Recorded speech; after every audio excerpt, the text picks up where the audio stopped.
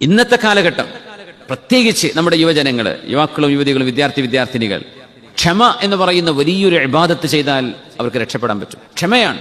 കൂട്ടുകാരികളും ചെയ്യുന്ന കോപ്രായങ്ങൾ കോപ്പിടിക്കാതിരിക്കുക. അത് അള്ളാഹുവിന് ഇഷ്ടമില്ലാത്തതാണെങ്കിൽ ചെയ്യാതിരിക്കുക. ഞാനിന്ന് സ്കൂളിൽ അവിടെ നിസ്കരിച്ചിരിക്കുമ്പോൾ അവിടുത്തെ സീനിയർ ക്ലാസ്സിലെ 13ാം ക്ലാസ്സിലെ ഒരു വിദ്യാർത്ഥി, ഒരു ചെക്കൻ പയ്യൻ വന്നിട്ട്, ഞാൻ പഠിപ്പിക്കുന്ന കുട്ടിയൊന്നല്ല, അറബിക് സ്പീക്കിംഗ് ആണ്.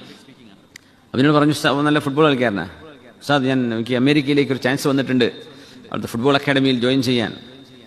ഞാൻ ചോദിച്ചു, എന്താ തീരുമാനം എന്ന് ചോദിച്ചു.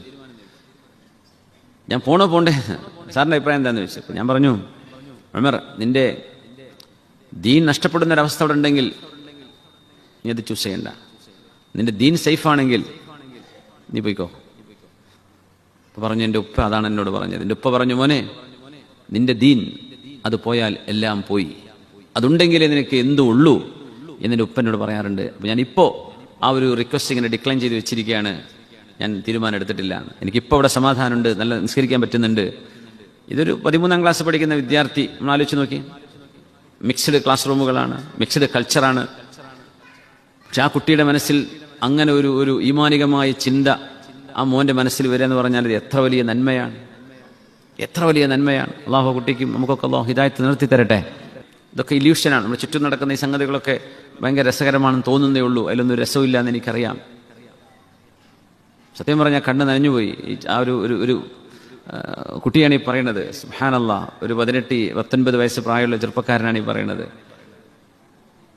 നമ്മുടെ മക്കൾക്കൊക്കെ അങ്ങനെ ചിന്തിക്കാൻ പറ്റണം. നമ്മുടെ സ്കൂളിലൊക്കെ എവിടെയെങ്കിലും സാഹചര്യങ്ങൾ കിട്ടുമ്പോഴേക്കും കുട്ടികൾ അടിച്ചു പൊളിച്ചങ്ങ് വഴിതെറ്റി പോകാതെ ആ ഒരു ഇരുട്ടിനുള്ളിൽ നിന്നുകൊണ്ട് വെളിച്ചം നൽകുന്നവരായി നമ്മുടെ മക്കൾക്ക് മാറാൻ കഴിഞ്ഞാൽ അള്ളാഹുവിന്റെ മക്കളൊക്കെ സ്വാലിഹീങ്ങളാക്കി തരട്ടെ.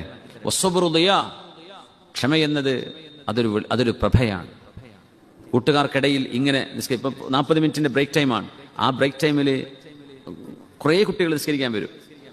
നമ്മളവരെ ഫോഴ്സ് ചെയ്യാൻ പറ്റില്ല. ഇന്റർനാഷണൽ ഒരു സിസ്റ്റത്തിലാവുന്നത് കൊണ്ട് നമ്മളവരെ എൻകറേജ് ചെയ്യും. അങ്ങനെ സ്ഥിരം നിസ്കരിക്കാൻ വരുന്ന കുറച്ച് കുട്ടികളുണ്ട്. അപ്പോൾ അതിൽപ്പെട്ട മോനാണ് ഈ മോന്.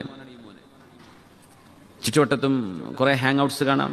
കുട്ടികൾക്ക് സമയം കളയാൻ എന്തൊക്കെ സംവിധാനങ്ങളുണ്ട്, ഫ്രണ്ട്സ് ഉണ്ട്, എല്ലാവരും ഉണ്ട്. പക്ഷേ അള്ളാഹുവിന് വേണ്ടി സമയം ചെലവഴിക്കാൻ അള്ളാഹു കുട്ടികളുടെ മനസ്സിൽ തോന്നിപ്പിച്ചു കൊടുക്കുകയാണ്.